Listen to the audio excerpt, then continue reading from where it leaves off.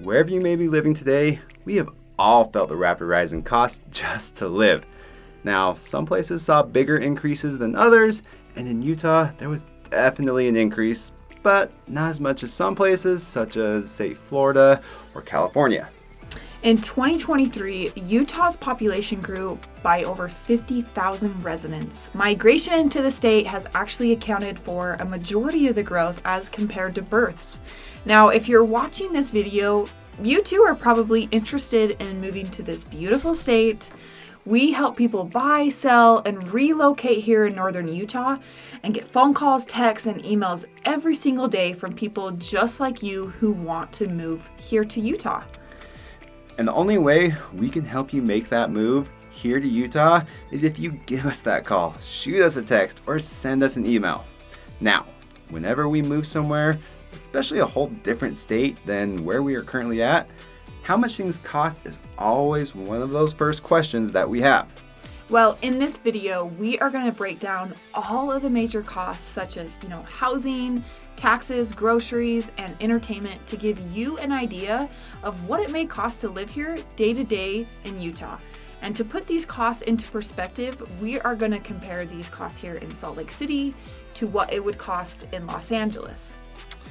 All right, so let's start with some housing.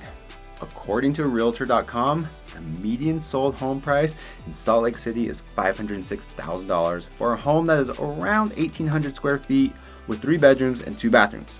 Now, in comparison, the median sold home price in LA is almost $950,000, which is dang near double. Now, if you were to just rent, the median rate for a 2-bedroom apartment in Salt Lake City is just under $1,500 per month. In LA, also for a 2-bedroom apartment, the median rent rate is just over $3,000 a month. So it's definitely more expensive out in LA compared to Salt Lake City for housing. I'd be curious to see, what that $950,000 gets you in LA compared to, say, the $506,000 what it gets you in Salt Lake, such as like how old is the home, how much land does the home sit on, what areas of the city is the home located in, and also compare that. Maybe we can just do another video on that. All right, so if we are taking that median sold rate for a home into consideration, what are the property taxes going to cost you? Well, here in Salt Lake City, the effective property tax is right around 0.5%. So on this $506,000 home, you'll pay just around $2,700 in property taxes. Now, in LA, you will pay about 1.25% in property taxes. So on that $950,000 home, you will pay around $12,000 in property taxes, which is insane. Definitely something to take into consideration wherever you may be considering to move. Okay, so there are the property taxes. Now, what about the income taxes? Well, Utah isn't as fortunate as some states such as, Florida, Washington, and Texas, where there are not any income taxes. But Utah does have one of the lower rates at 4.65%, which is ranked as 15th lowest in the country. Now, in comparison, California has an income tax of 13.3%, which is good for the second worst in the whole country, just behind New York. Again, something to take into consideration when looking to move somewhere. And I will have to say, Utah isn't looking so bad after all.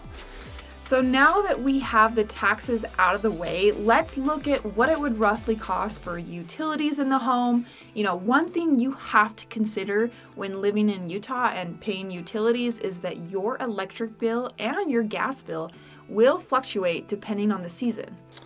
One thing I do love about Utah is that we do get all 4 seasons. And so you will use your gas and your electricity differently depending on that time of year. So during the hot summer months, you'll be running your AC a lot more, therefore consuming more electricity to keep your house cool. During the Utah summers, you hardly use your gas, and so that gas bill stays pretty low. Yeah, and during the winter, this does flip. When it's cold outside, you will turn that furnace on and consume much more natural gas to keep the house warm and use less electricity overall. Just, whatever you use to power the lights, whatever electrical items you have in the house. So, according to this map on move.org, you can see that the average utility cost for Utah is around $345 per month, which is considered one of the lowest costs per month in the country. California is only about $50 more per month, which is actually kind of surprising. Now, these numbers will vary depending on location within the state, like if you have secondary water available, what internet service you use, or how cold and warm you like to keep your home. All right, so now let's look at just some typical grocery items and what the difference is in the cost in Salt Lake versus the cost in LA. So we're going to look at similar items at popular grocery stores within each city. In Salt Lake, we're going to be shopping at Smith's Grocery, and in LA, we will shop at Vons. I actually believe both are Kroger stores. So let's compare the prices of milk, eggs, and bread. Okay, so Smith's is in Salt Lake and Vons is in LA, just as we mentioned. And for a gallon of milk, you're looking at $3.09 in Smith's and $4.99 at Vons. So it's just about $2 more. For the price of eggs, it's $2.39 at Smith's and $3.49 at Vons, so $1 difference. And for bread, currently it's on sale at Vons, so it is cheaper in LA, but originally they are both right around $4.29, $4.49, so around the same cost. So you're looking, I'd imagine that you're going to pay a little bit more overall in LA just based off of these three items, but pretty comparable on certain items. All right, and finally, let's compare some entertainment costs for the two cities. Now, we all love our Cheesecake Factory, but did you know that there's actually a cost difference depending on where you live? So we actually created pickup orders for the Cheesecake Factory in Salt Lake and in LA for the exact same meal. You can see we got the Caesar salad, the chicken Madeira, which is amazing by the way, and a salted caramel cheesecake. So as you can see here, if you were to buy this meal in Salt Lake, you'll pay $52 for this meal. And I'm just realizing this is a pretty standard meal for one person, and it costs $52. Geez, I didn't realize that. I swear that's what we pay for two people, but I guess I haven't been there in a while. Anyways, let's now look at what it would cost for that exact same meal, but when ordering from the LA Cheesecake Factory.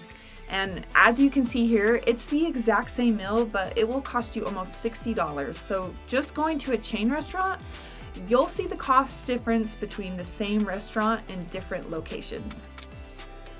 Okay, now let's look at what it would cost to go see a movie. So I went on to Fandango.com and picked the same movie, and both at a Cinemark movie theater. Surprisingly, there's only like a $1 or $2 difference for the two people to go see a movie in the two cities. So that's not too bad, and it will cost you right around $27 to go see that movie. All right, and last, I like to golf, so I wanted to see what the cost difference is to play a round of 18 with a cart in the two cities. One of my favorite Salt Lake City golf courses is Old Mill, located up on the east bench of Salt Lake City. I could only find weekday rates for Old Mill, which said it would cost $40 for the 18 holes and an additional $20 for the cart for a grand total of $60.